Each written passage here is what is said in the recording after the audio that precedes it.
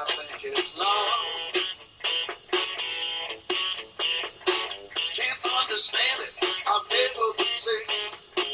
Got me a virus, some kind of tick. Calling down with something, and I think it's love. I think it's love, ladies and gentlemen.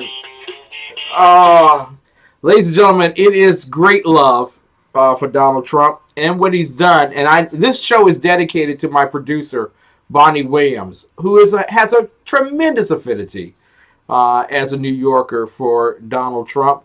I do mean that in jest. But for those who are out there who don't understand exactly how great his presidency has been in less than 3 years, we have with us tonight a very, very special man who has written the book, The Case for Trump.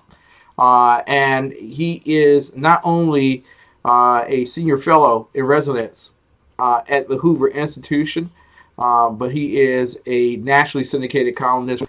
There are those who didn't believe that Donald Trump was running for office. There had to be a joke in this somewhere. He was a celebrity entertainer, owned a part of the former football league, and had the Trump hotels. When he came down the escalator, it was all a joke. If you could pick up from there, Mr. Hanson, why Americans believed it was all a joke and why Donald Trump was the only one who seemed to believe that he could win. Well, I mean, he was a flamboyant character. He'd been, as you said, in wrestling formats. He's thrice married. And he was the first serious candidate that had neither political nor military experience prior to running. So everybody thought this doesn't happen in America.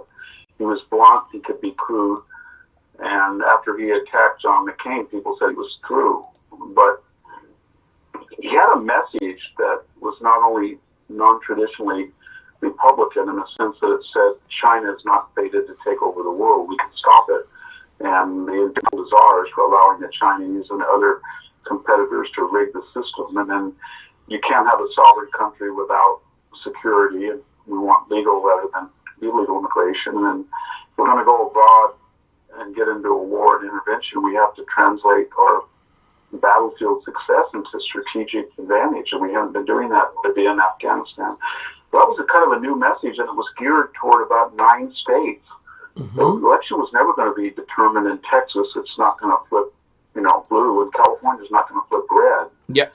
The election was always it was going to be decided in Indiana, Ohio, Wisconsin, Michigan, Pennsylvania, and Florida, North Carolina, and that message was particularly attuned to people who had sat out the Romney and maybe even the McCain election. That was the so-called mostly white working class, but not all white. It was a working class that felt that they'd been neglected or abused or dishonored by the bi-coastal elites. And boy, when Trump made that appeal and then add to it, he wasn't like a normal politician. He didn't. Barack Obama went in the inner city, he dropped his G's, and he had this black patois. Hillary Clinton went to the South, it was you all. Mm-hmm. John Kerry wanted to go duck hunting, he got out in camouflage. Trump had that same Queen's accent, same suit, same type of tie, same hair, same skin, same shoes, whether he was in the Indiana State Fair or he was in Bakersfield, California. People thought, whatever he is, he's genuine, and he's authentic, and he says he can say anything to anyone at any time, anywhere. And at 2016, people were ready. Well, let me just put it this way. There are lots of individuals on the left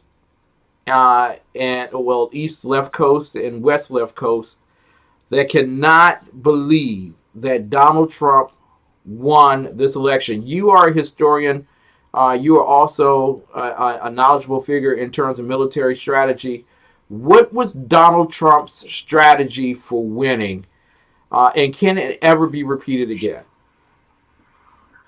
Well, he was trying to tell the Republican Party that their current message is a 47% message, that to get enough people to get a 50% majority in those key states, they had to appeal to the working classes. And that meant, if you're going to talk about illegal immigration, you talk about lowering wages of American citizens. If you're talking about trade, you're saying outsourcing and offshoring hurt American citizens. If you're talking about foreign policy, it's American citizens that have to go over there and fight for questionable strategic ends. If you're talking about industrialization and manufacturing, they're not, I mean, we all like cars, we all like our granite counters, we all like our homes, and they have to be built by real people. And so don't write these people off. They're very valuable. And that was, he started using this word, this pronoun, our farmers, our workers, our vets, in a way that didn't make sense for a Manhattan billionaire or a Republican.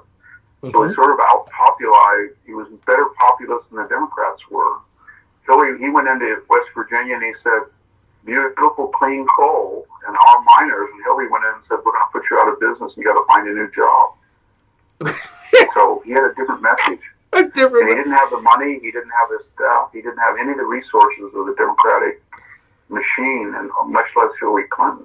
She had the media, she had Hollywood, she had the foundations, she had the universities, she had every element, she had popular culture. All he had was a message and his bluntness.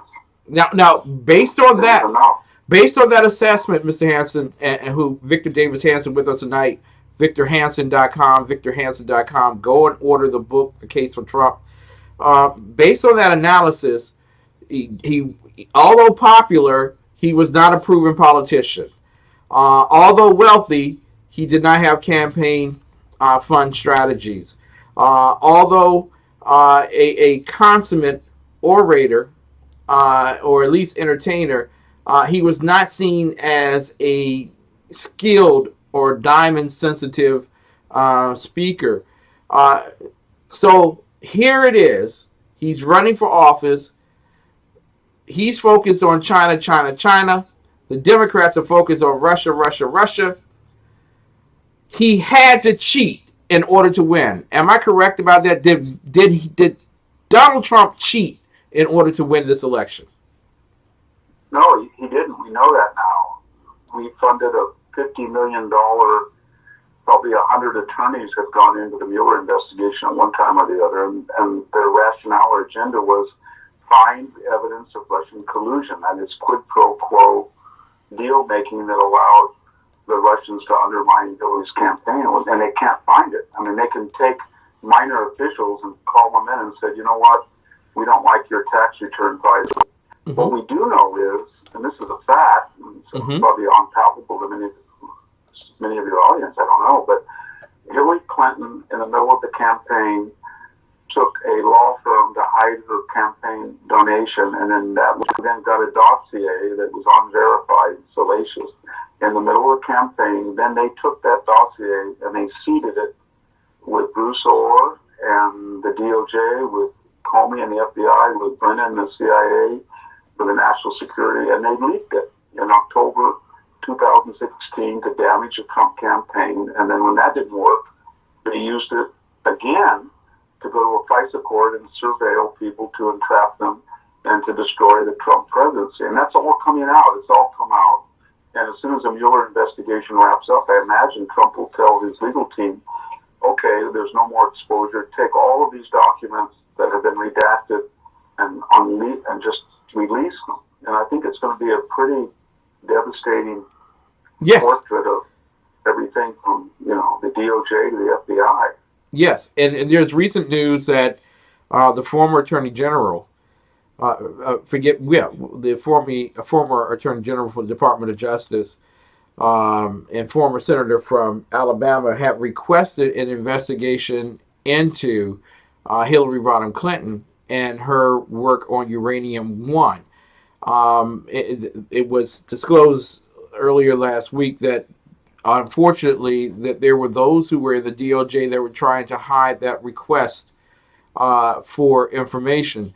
Is it, in the case for Trump, he went after Hillary Rodham Clinton like no other of the 16 Republicans who were running for office. And there were chants of lock her up, lock her up, lock her up. And those chants still go today. Will he demand his Department of Justice to investigate Hillary Rodham Clinton and consider her for charges regarding cybersecurity and the failures that she had during her time in the State Department? Well, I think she has some exposure because she headed a committee that approved a uranium sale of North American uranium, so-called Uranium One deal, to Russian interests at a time when Russian citizens and Ukrainian pro-Russian citizens gave her husband $1 million to speak in Moscow, and probably several $1 million, up to $100 million, to the Clinton Foundation. There's a lot of exposure there. She deleted 30,000 emails that she knew in some cases were classified and were all under subpoena. We know from Peter Strzok's own testimony, they lied under oath when they were interrogated about the private email server. They told things that were not true, and then the FBI made a decision not to prosecute them. So there's a lot of legal exposure there, and it depends on to what degree the new Mr. Barr, the new Attorney General, wants to pursue all that. Mm-hmm. And I think if he does, he doesn't need a special counsel because they're pretty straightforward. We've never found out why Loretta Lynch, who yes, the DOJ, was meeting with Bill Clinton, why his wife was under investigation by the DOJ and the FBI, and they didn't disclose it until they were caught at it. Mm-hmm. I can't, if somebody charges me, I can't have my wife go meet the prosecuting attorney in a bar on the airport town mark to cut a deal about my faith. If I'm James Comey and I testify under oath 240 times, I can't remember, or I don't know. If the IRS audits you or me and says, Mr. Hanson, I want to ask you some questions about your tax returns, and on 240 occasions under oath, I say, I don't know. I can't remember. So I'll go to jail. Exactly. So it's a question of equality under the law, I think. Mm-hmm. I try to make those points in the book. Yes. And you are stunning in terms of the presentation of fact. I know that there are a lot of people who listen to my show who happen to be on the left, and they're filled with animosity towards Donald Trump. I want to talk with you quickly about the economy and then foreign policy and 2-minute increments before you leave. But first and foremost, the case for Trump has been based on the fact that America lost its edge in manufacturing and we lost it to China. How is he doing with that? Well, he doesn't have a lot of arrows in his quiver other than the threat of tariffs, but he has one advantage, and that is, although China has 1 billion people when the United States has 330, a third, we produce 3 times the goods and services that China does. Translated, that means one American makes 3 times as many things and services and value than one Chinese counterpart. So, then 3 Chinese counterparts, excuse me. So, we're a much more dynamic, sophisticated economy, and we're not so export-driven as they are. So, if they want to have a trade war, and we feel that they did by running up a $600 billion surplus, by dumping products, patent infringement, copyright infringement, technological appropriation, they're going to lose. It'll be difficult. So we're kind of in a game of chicken, but if you look at it dispassionately, if you want to address the trade cheating on China, you have no other alternative short of war than using a tariff threat. And he did that. Yep. We'll see the art of the deal type of negotiation, and we'll see who. I think that what we're going to see is that China's going to come back and say, okay, what if we cut the surplus from $600 billion a year to say 400? And Trump will probably say yes, and then he'll turn around and tell us, if it wasn't for me, we would have enough $200 billion additional, and then that'll be a compromise, and that'll be progress. That would be compared to what we've seen. Tremendous progress. I want to ask you about foreign policy. The MSNBC crowd says that he failed in North Korea. Your thoughts on foreign policy with him? Well, he did a lot of things that everybody wanted to do, but they just didn't do it. I mean, he got out of the flawed Iran deal. He got out of the flawed Paris Accord. He tried to address the idea that the previous administrations, both Republican and Democrat, had left us with North Korea with nuclear-tipped missiles pointed at, Portland or San Diego. Yeah. And he's trying to address that. And whatever you think about the border, it was an unsustainable proposition to have 15 million people here that are here illegally and residing illegally, and send back $30 billion a year, U.S. dollars, to Mexico and $30 billion to Central America, while a quarter of them are on public assistance. So he was trying to address things and that everybody knew was true, but they were afraid to talk about. And I think he's done pretty well, although it's made him very unpopular. Exactly. Is he, in final question to you, because I would love for you to come back, Victor Davis Hanson, The Case for Trump. Final question for you, VictorHanson.com. Will he go down, after 2.5 years of being in office, will he go down as not just one of the greatest, but probably the greatest president this nation has ever had? It all depends. I mean, he's been here 2 years. He has to get reelected. And it depends if he can keep the economy going at the clip that he's achieved so far, about a 3% annualized growth, and whether he can avoid an Iraq-type war, a Libyan Benghazi intervention, and whether he can galvanize his coalition to come out and vote again. And I think he's got a good chance. I think he's going to get a record number of Hispanic and black voters, because if he just look at it dispassionately, he has got record on low unemployment for minorities. He's not for, I mean, abortion has devastated the African American community and the Hispanic community. He's the other alternative is infanticide, is what basically the progressive view is. He's not. He's defended attacks on Catholicism from people like Dianne Feinstein and Kamala Harris. So there's a lot of things that are attractive to people who are worried about economic issues. Trump's basic philosophy is, I don't really care what color you are, I don't care what race, but I want you to have leverage over your employer. So I want to make it for Bakersfield, and I want them to be able to say, if you want me as a roofer, or if you want me as a computer coder, whatever it is, you're going to have to pay me, and you're going to have to compete for, and there's dignity in my job. Yes. Whereas we're not going to outsource or offshore or just say you're a meth head or you're an opiate or you're a doper and that's your problem. So it's kind of an empathetic message despite the messenger's crudity. Victor Davis Hanson, ladies and gentlemen, The Case for Trump. It is a tremendous honor to have this fellow from the Hoover Institute with us tonight. The Case for Trump, VictorHanson.com. This will be one of the best sellers of the year. We recommend highly that you go ahead and order your book. You can get it at Amazon, and you can certainly go to VictorHanson.com. Thank you so much for being with us tonight, and we look forward to your great success with this great book, The Case for Trump.